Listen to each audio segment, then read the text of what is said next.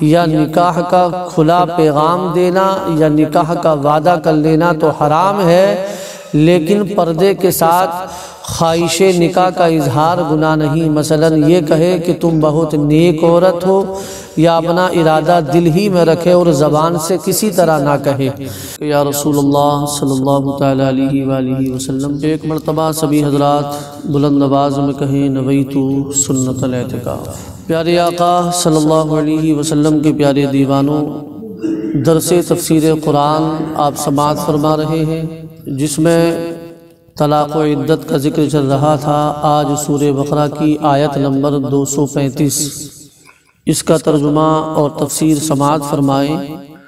اللہ تبارک و تعالیٰ کا فرمان عالی شان ہے، وَلَا جُنَاحَ عَلَيْكُمْ فِي مَا عَرَّضْتُمْ بِهِ مِنْ خِطْبَةِ النِّسَاءِ أَوْ أَكْنَنْتُمْ فِي أَنفُسِكُمْ عَلِمَ اللَّهُ أَنَّكُمْ سَتَذْكُرُونَهُنَّ وَلَكِنْ لَا تُوَاعِدُوهُنَّ سِرًّا إِلَّا أَن تَقُولُوا قَوْلًا مَّعْرُوفًا وَلَا تَعْزِمُوا عُقْدَةَ النِّكَاحِ حَتَّى يَبْلُغَ الْكِتَابُ أَجَلَهُ وَاعْلَمُوا أَنَّ اللَّهَ يَعْلَمُ مَا فِي أَنفُسِكُمْ فَاحْذَرُوهُ وَاعْلَمُوا أَنَّ اللَّهَ غَفُورٌ حَلِيمٌ۔ ترجمہ کنز العرفان۔ اور تم پر اس بات میں کوئی گناہ نہیں جو اشارے کنائے سے تم عورتوں کو نکاح کا پیغام دو یا اپنے دل میں چھپا رکھو۔ اللہ کو معلوم ہے کہ اب تم ان کا تذکرہ کرو گے، لیکن ان سے خفیہ وعدہ نہ کر رکھو، مگر یہ کہ شریعت کے مطابق کوئی بات کہہ لو، اور عقد نکاح کو پختہ نہ کرنا جب تک عدت کا لکھا ہوا حکم اپنی اختتامی مدت کو نہ پہنچ جائے، اور جان لو کہ اللہ تمہارے دل کی جانتا ہے، تو اس سے ڈرو اور جان لو کہ اللہ بہت بخشنے والا حلم والا ہے۔ اس آیت پاک میں رب کعبہ نے یہ حکم دیا ہے کہ دوران عدت جب عورت عدت گزارے تو دوران عدت نکاح کرنا تو حرام ہے، بلکہ یہاں تک حکم ہے کہ دوران عدت نکاح کا پیغام بھی نہیں بھیج سکتے، جسے مگنی کہتے ہیں۔ نکاح کا پیغام بھیجنا بھی ناجائز ہے۔ آیت میں عدت وفات گزارنے والی عورت کا حکم بیان کیا جا رہا ہے کہ ایسی عورت سے نکاح کرنا یا نکاح کا کھلا پیغام دینا یا نکاح کا وعدہ کر لینا تو حرام ہے، لیکن پردے کے ساتھ خواہش نکاح کا اظہار گناہ نہیں۔ مثلا یہ کہے کہ تم بہت نیک عورت ہو، یا اپنا ارادہ دل ہی میں رکھے اور زبان سے کسی طرح نہ کہے، یعنی صراحتاً نکاح کا پیغام بھیجنا یا نکاح کے تعلق سے کہنا یہ بھی گناہ ہے، یہ بھی ناجائز ہے۔ البتہ اس طرح کی گفتگو کرنا کہ جو کہ صراحتاً نہ ہو، بلکہ تم بہت نیک عورت ہو اور اپنا ارادہ جو نکاح کا ارادہ ہے وہ دل ہی میں رکھیں، عورت پر ظاہر نہ کریں، تو پھر اس میں کوئی مذائقہ نہیں۔ اہم مسئلہ بھی یاد رکھیں کہ دوران عدت نکاح حرام ہے، اور جو اسے حلال سمجھے وہ کافر ہے، یعنی عدت کے دوران نکاح کرنا حرام، اور جو اسے حلال سمجھے تو پھر وہ دائرہ ایمان ہی سے خارج ہو جائے گا۔ تو کئی سارے ہمارے اسلامی بھائی لا علمی کی بنیاد پر ایسے کام کر بیٹھتے ہیں، اور جو ہے بہت ساروں کے ذہنوں میں تو یہ ہوتا ہے کہ ادھر جیسے شوہر نے طلاق دی، ادھر اس کا دوسرے شوہر سے دوسرے آدمی سے جو ہے نکاح کرا دیا، پھر اس نے طلاق دی، پھر یہ شوہر اول کے جو ہے نکاح میں آ جاتی ہے۔ تو اس طرح جو ہے نکاح میں نہیں آ سکتی، بلکہ شوہر اول کی عدت گزارنا بھی ضروری ہے طلاق مغلظہ والی کو،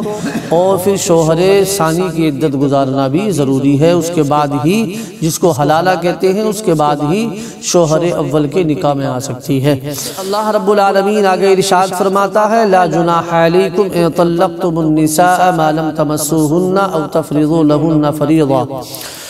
ومتعوهن على الموسع قدره وعلى المقتر قدره متاعا بالمعروف حقا على المحسنین۔ اگر تم عورتوں کو طلاق دے دو تو جب تک تم نے ان کو چھوا نہ ہو یا کوئی مہر نہ مقرر کر لیا ہو، تب تک تم پر کچھ مطالبہ نہیں، اور ان کو ایک جوڑا برتنے کو دو، مالدار پر اس کی طاقت کے مطابق اور تنگ دست پر اس کی طاقت کے مطابق دینا لازم ہے۔ شرعی دستور کے مطابق انہیں فائدہ پہنچاؤ، یہ بھلائی کرنے والوں پر واجب ہے۔ آیت میں مہر کے چند مسائل کا بیان ہے۔ جس عورت کا مہر مقرر کیے بغیر نکاح کر دیا گیا ہو، یعنی بغیر مہر کے اس کا نکاح کر دیا گیا ہو، اگر اس کو ہاتھ لگانے سے پہلے طلاق دے دی تو کوئی مہر لازم نہیں، یعنی ابھی رخصتی نہیں ہوئی تھی اور اس سے پہلے ہی طلاق دے دی تو پھر اس پر کوئی جو ہے مہر مقرر نہیں۔ ہاتھ لگانے سے ہم بستری کرنا مراد ہے، اور خلوت صحیحہ بھی اسی کے حکم میں ہے۔ خلوت صحیحہ اس کو کہتے ہیں کہ یعنی مرد اور عورت نے ایسی تنہائی پائی کہ جس میں وہ مجامعات کر سکتے تھے، کہ وہاں کوئی دوسرا رکاوٹ کے لیے نہ ہو، تو خلوت صحیحہ اس کو کہتے ہیں۔ لہٰذا اگر خلوت صحیحہ بھی اگر پائی گئی تو بھی وہ اسی کے حکم میں ہے۔ یہ بھی معلوم ہوا کہ مہر کا ذکر کیے بغیر بھی نکاح درست ہے، مگر اس صورت میں اگر خلوت صحیحہ ہو گئی یا دونوں سے کوئی فوت ہو گیا تو مہر مثل دینا واجب ہے۔ یعنی مہر مقرر کیے بغیر نکاح تو کر دیا، لیکن اگر کسی کا انتقال ہو گیا یا اگر شوہر نے ہاتھ لگایا یا خلوت صحیحہ پائی گئی تب اس کو مہر دینا واجب ہے۔ اب مہر کی کوئی میعاد تو متعین کی نہیں تھی، اب اس میں مہر مثل دینا واجب ہے۔ مہر مثل جو فقہا نے اس کی تعریف فرمائی وہ یہ ہے کہ لڑکی کے باپ کی جو خاندان کی عورتیں ہیں، جیسے کہ اس کی بہن ہو گئی، پھوپھی ہو گئی، تو وہ اس کے حسن و جمال میں، عمر میں،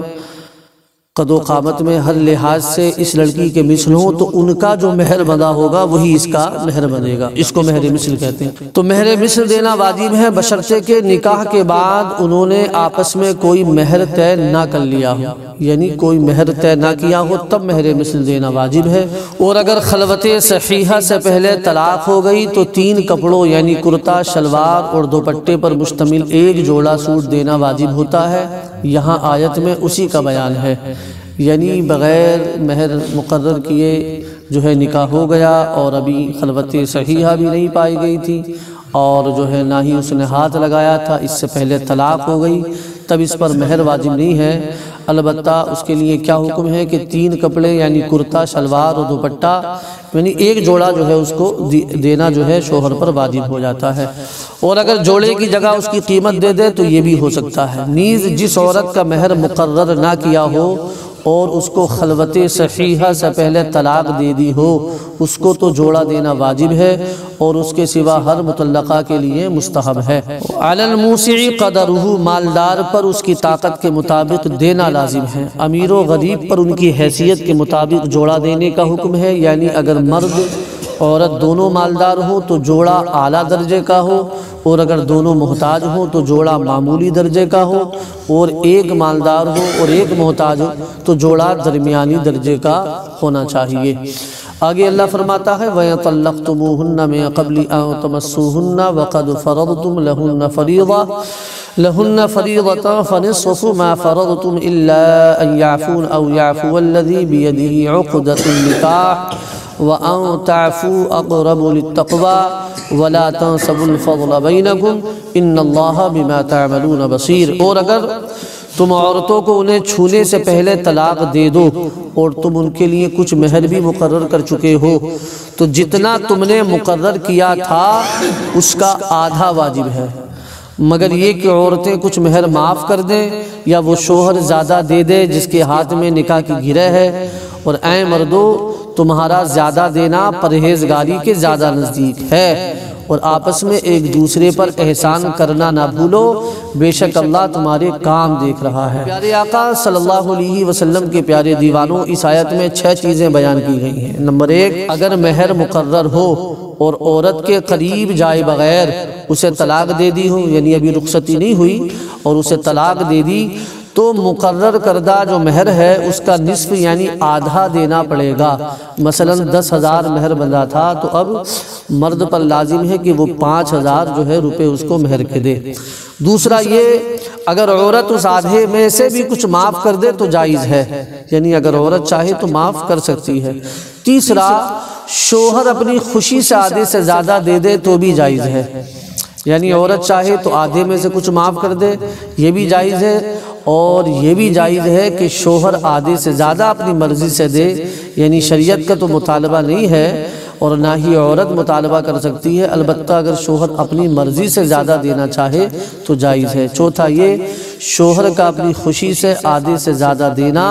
تقوی اور پرہیزگاری کے زیادہ قریب ہے کہ بیوی کو طلاق دینے کے باوجود کوئی زیادتی کرنے کے بجائے احسان سے پیش آ رہا ہے۔ پانچواں اللہ تبارک و تعالیٰ کا حکم ہے کہ اگرچہ میاں بیوی میں جدائی ہو رہی ہو تب بھی آپس میں احسان کرنا نہ بھولو، یعنی طلاق کے بعد آپس میں کینہ اور عداوت نہ ہو، اسلامی اور قرابت کے حقوق کا لحاظ رکھا جائے، اس میں حسن سلوک اور مکارم اخلاق کی ترغیب ہے۔ غور فرمائیں کہ جب طلاق ہوتی ہے تو کس قدر عداوت و دشمنی ہوتی ہے، ایسے موقع پر بھی اللہ نے منع فرمایا کہ ایک دوسرے کے تعلق سے دل میں بغض اور کینہ نہ رکھو، عداوت نہ رکھو، بلکہ احسان کرو، حسن سلوک سے پیش آؤ تاکہ تمہاری اخلاق عمدہ ہوں۔ چھٹا یہ کہ آیت کے آخر میں یہ بھی فرما دیا کہ اللہ تبارک و تعالیٰ تمہارے اعمال دیکھ رہا ہے،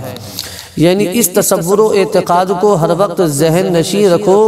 تاکہ تم ظلم و زیادتی سے بچو